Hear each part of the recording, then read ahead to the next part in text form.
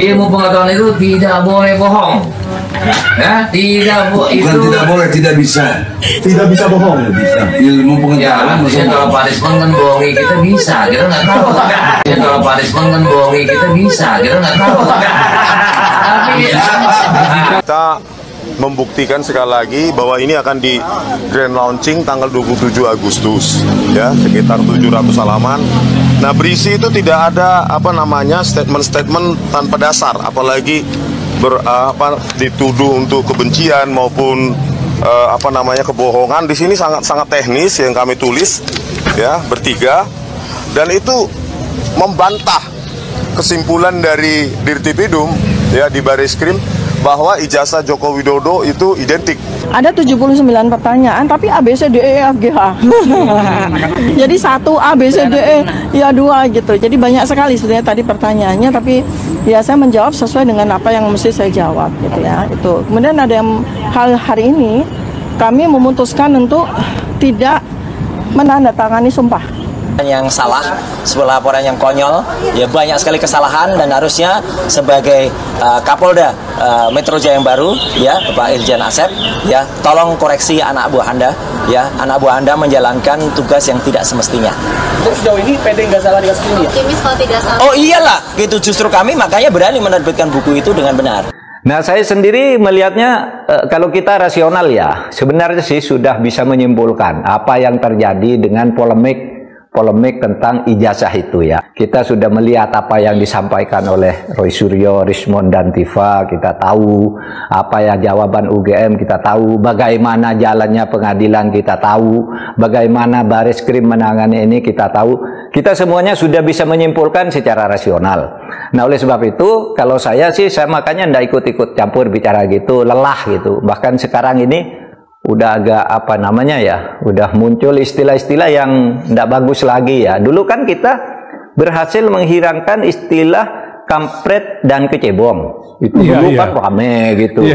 Pengikutnya Prabowo disebut kampret, pengikutnya Pak Jokowi disebut kecebong. Nah, ketika terbentuk kabinet baru tahun 2019, itu berhasil dihilangkan ketika Pak Jokowi dan Pak Prabowo bergabung dalam satu kabinet. Itu udah bagus. Sehingga diskusinya tidak lagi pada hal yang menghinakan manusia. Nah, sekarang sudah muncul lagi istilah baru nih, Ternak Mulyono. Ini sungguh iya itu rame Pak di medsos itu. Itu termul banyak sekali di medsos. Saya sedih dengan istilah ternak ini karena ternak ini itu ibaratnya kalau di dalam agama itu ya binatang yang disamakan dengan manusia hina. Disebut ternak itu, sehingga saya katakan agak keterlaluan menyebut ternak kepada pengikutnya Pak Jokowi, karena dalam Al-Quran dan kan ada istilah ternak itu adalah manusia paling jelek ya. Dalilnya gini, walaqad dara'na li jahannam katsiran minal jin wal ins lahum qulubun la yafqahuna biha wa lahum a'yunun la yubsiruna biha walahum adhanun la yasma'una biha ulaika kal an'am bal hum adall. Saya campakkan ke dalam neraka nanti golongan jin dan manusia, minal jinna wal ins ya, bukan minal insi wal jin, minal jin wal ins. Siapa mereka itu? Manusia yang dicampakkan ke neraka itu. Mereka punya hati tetapi tidak bernurani.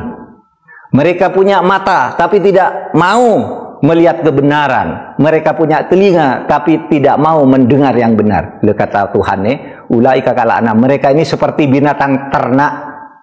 Nah, jadi kalau orang disebut ternak itu adalah sehina-hina manusia sebenarnya. Nah, oleh sebab itu menurut saya urusan-urusan ijazah ini sudah melelahkan. Menurut saya segera diakhiri dan tidak usah masuk lagi ke terma-terma yang tidak sehat bagi kehidupan kita berbangsa. Pak Mahfud menyayangkan itu Pak ya, muncul terma-terma begitu ya. Nah, iya kan, wah saling bentak di atas panggung televisi di mana gitu, saling tuding teriak gitu dengan teriakan-teriakan seperti binatang, menyatakan orang lain binatang, itu kan tidak bagus gitu ya. Itu sebabnya saya tidak pernah ikut bicara soal ijazah. Kita sudah tahu lah kesimpulannya. Kalau kita punya rasionalitas sudah tahu, oh ini kesimpulannya. Saya tidak mau ikut ribut-ribut.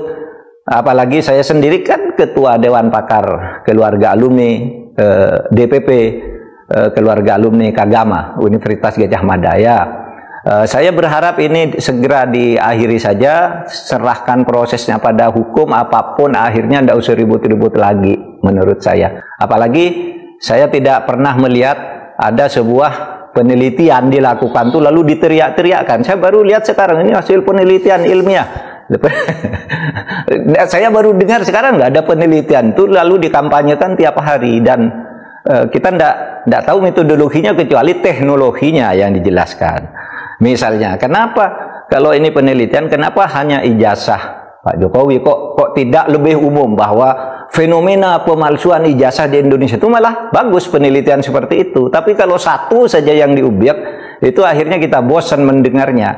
Sehingga ya saya minta maaf, saya tidak marah, tidak menyalahkan Roy Suryo dan kawan-kawan. Saya memaklumi yang dilakukan, tapi kita yang mendengarnya rasanya lelah. Nah, di sini kami bantah secara ilmiah, secara teknis dan secara saintifik ya, bahwa ijazah Joko Widodo tidak identik dengan ijazah-ijazah lainnya, terutama ijazah dari Pronojiwo.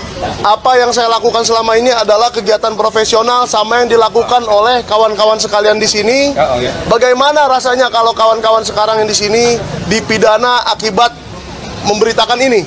Itulah yang saya alami. Yang saya alami itu adalah memberitakan, mau itu namanya podcast, mau itu namanya di TV, mau itu namanya di koran, itu sama-sama kegiatan jurnalistik. Contoh ya, misalnya bahwa dengan sumpah tersebut, maka kita bisa, kalau seandainya pemeriksaan itu tidak di Jakarta misalnya, itu kita bisa tidak dihadirkan. Nah, itu kan jadi nanti saling menjebak ya gitu kan. Misalnya, contoh misalnya dari 12 terlapor itu kan KTP-nya beda-beda. Kita perlu pahami dulu bahwa dalam kasus ya, satu peristiwa itu ada yang tertangkap tangan, ada juga yang tidak tertangkap. Kalau tidak tertangkap tangan, tentunya kita harus melakukan satu upaya penyelidikan atau bahkan mungkin pemeriksaan saksi yang bisa nanti ditingkatkan menjadi tersangka. Ya. Saya apresiasi dengan Mas Roy Suryo ya, karena beliau memenuhi kewajiban untuk tentang sesuai pasal 1 KUHP ya. Itu kan kewenangan penyidik ayat 1 diatur untuk memanggil, memeriksa seseorang, dan ayat 2-nya itu kewajiban bagi seseorang itu untuk memenuhi ya, karena ini sifatnya polistisia ya, memiliki kekuatan hukum yang besar. Kalau nanti mau jalan yang bersangkutan saya tidak memenuhi, bisa dikenakan pasal 224. Tapi kemudian sebetulnya ada upaya hukum, tadi disampaikan oleh Mas Roy bahwa penyidik tidak profesional. Tentunya di internal itu beliau bisa melaporkan ke Propam. Nanti kalau Propam menganggap bahwa penyidik tidak profesional, maka akan ada tentunya langkah-langkah hukum yang diperbaiki. Yang kedua, di dalam pasal 52, kan yang bersangkutan juga berhak juga untuk tidak menjawab atau memberikan keterangan yang mungkin menurut yang bersangkutan itu atau yang terperiksa ini dianggap bahwa ya itu saja yang akan disampaikan. Ada upaya hukum lain itu pasal 77 KUHP dan juga dilengkapi dengan keputusan Mahkamah Konstitusi nomor 21 tahun 2014. Seseorang bisa mengajukan pra peradilan untuk tersangka. Saya kira untuk di sini kita sebaiknya nggak usah diramein dulu gitu ya. Mungkin ya kan Mas Roy Suryo ini sahabat saya juga ya, ikutin aja permainan, karena nanti kalau misalnya kita membuat sesuatu yang mungkin menjadi heboh, takutnya nanti ada hal-hal yang bisa menimbulkan potensi hukum lain ya bagi pihak-pihak yang merasa tersinggung atau merasa jadi efeknya bisa lebih luas lagi begitu ya Pak Ito ya? Ya, ikutin aja. Jadi kalau Mas Roy juga ingin tidak memberikan keterangan yang ada di dalam pasal 52 KUHP diatur di sana, Pak. Kemudian kalau memang mau mengajukan pra peradilan, ada itu keputusan Mahkamah Konstitusi nomor 21 tahun 2014 yang memperkuat dari pasal 77. Saya kira ikuti itu permainannya. Demikian. Penyidik lakukan sesuai dengan job desk kalian, kami lakukan sesuai dengan job desk kami. Ya kan, job desk kami meneliti apa yang menjadi pertanyaan di publik, ya kami jawab. Ada yang mengatakan bahwa di media sosial ijazah yang diupload itu asli, kami buktikan palsu. Masing-masing bertanggung jawab dari mana dia katakan asli. Kami punya jawaban bahwa itu palsu. Kan selesai masalah. Ya, karena nanti Pak Al-Katiri bisa sampaikan. Jadi kita juga melihat keanehan dari sumpah tersebut gitu. Memang kalau dari sisi, nanti Pak Al-Katiri bisa jawab dari sisi kuhapnya ya, itu sebetulnya sesuatu yang oke, baik. Tapi masalahnya item-item atau detail-detail dari apa namanya sumpah yang harus kami tanda tangani itu ini apa namanya banyak jebakannya gitu loh. Egy Suzana tidak dia malu terbongkar. Tidak ada jujur, tidak jujur. Tidaklah jujur kau. Kau bawa-bawa agama, malu saya lo. Malu kau. Ini orang yang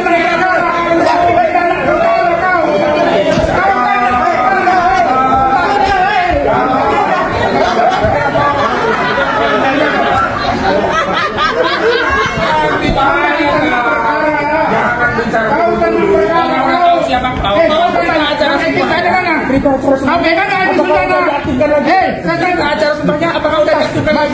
Berita acara sembahnya saya kalau bisa tolong kasihnya kesempatan. Saya mau katakan bahwa mereka ini tidak jujur dalam grupnya. Egy Suzana tidak ikut sebagai kliennya, tapi mereka gunakan nama dia. Mas Roy, ganti Mas Roy. Jangan diajak saya, kalau mau jago di luar ayo. Kami jadi anak-anak.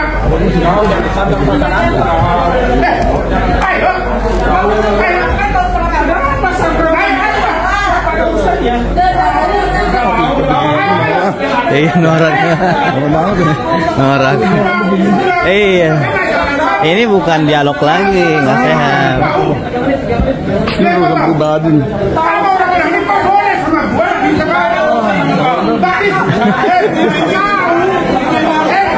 Bang, udah. Bukan. Kau yang sakit di sini. Apa itu? Pak, mulai malam ini, sampai gitu ngikut dari kuasa hukum dia, ya? Malu dia. Udah. Kau berjuang untuk rakyat, tapi kau tidak jujur dengan dirimu. Alah. Kau kalian korban kena lagi.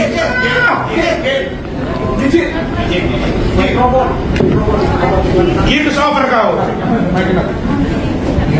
Minum dulu.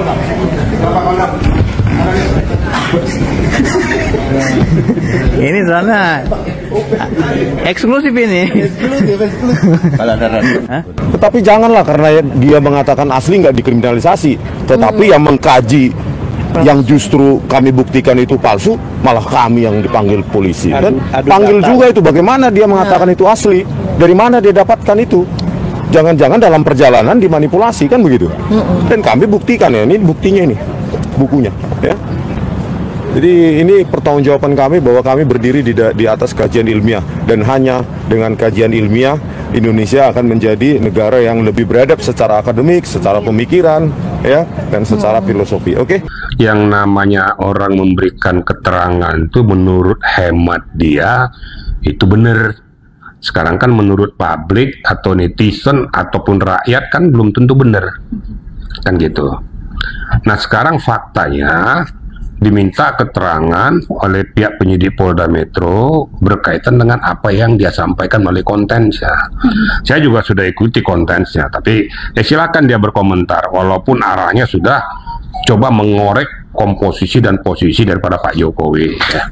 Nah sekarang itu edukasi atau provokasi, kan gitu. Nah, silakan aja menilai edukasi atau provokasi. Nah, kalau seandainya edukasi, apakah bentuknya seperti itu? Kita kan bukan orang bego, bukan orang bodoh. Nah, semua rakyat Indonesia sudah cerdas. Nah, seharusnya seorang yang sudah mengerti, memahami, dan melaksanakan akidah hukum, tahu batasan-batasan mana yang menabrak hukum, mana yang tidak perlu dilakukan, mana yang perlu dilakukan, mana yang tidak layak untuk dilakukan. Apalagi mendiskreditkan seseorang dengan cara-cara seperti itu. Nah, walaupun demikian silakan saja, namanya dia berkomentar, memberikan tanggapan, memberikan suatu statement, ya terserah kamu. Tapi faktanya Polda Metro Jaya penyidik sudah memeriksa, Nah, di arena penyidikan. Nah, silakan saja, saya nggak mengatakan kamu, saya udah benar ya, nanti aja deh, kita lihat aja. Kan saya nggak boleh menjustis, ya, karena yang menyidikkan saya.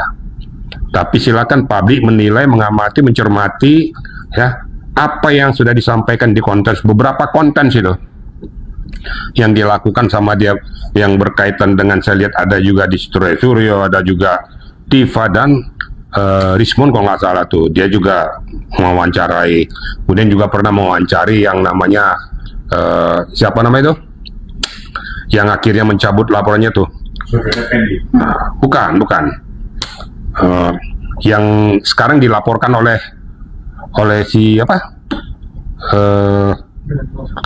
atas kuasa hukumnya Farhad Abbas tuh loh. Ya Pak Iman kan melaporkan dia juga tuh. Itu juga diwawancarai juga. Saya lihat juga wawancarai ada tendensius, bukan ke edukasi, tendensius, memancing ke arah supaya menjawab sesuai dengan selera dia. Sekali lagi saya katakan, saya tidak mau mendahului hukum, silakan saja. Ya, dia jawab. Namanya kebebasan pers. Ini kan media nih, pers nih. Kebebasan berpendapat, kebebasan pers ada dilindungi oleh undang-undang pers. Tetapi apabila menabrak akidah hukum di luar daripada kepatutan, tetap aja kena pidana. Pengacara juga sama. Kan banyak pengacara juga diperiksa kan? Karena tidak melaksanakan profesinya. Jangan selalu berlindung kepada undang-undang advokat, ya. Bahwa kita mempunyai imunisasi yang mana advokat tuh. Kalau dia melanggar ataupun menabrak akidah hukum, dia kena. Kan sudah banyak yang kena kan? Bahkan sudah ada yang penjara kok. Ya sama aja, pers juga gitu. Ada aturan mainnya. Jadi jangan selalu mengatakan dilindungi undang-undang pers yang mana dulu gitu loh. Itu kira-kira. Tapi kalau pada saat kau meliput, memberikan pertanyaan kepada narasumber, itu kok dilindungi undang-undang pers. Karena kau meliput itu. Tapi kalau menggiring, ya, membuat analisis sendiri tentang soal permasalahan, karena jadi hati-hati ya. Kalau dikatakan kita Indonesia ini negara demokrasi,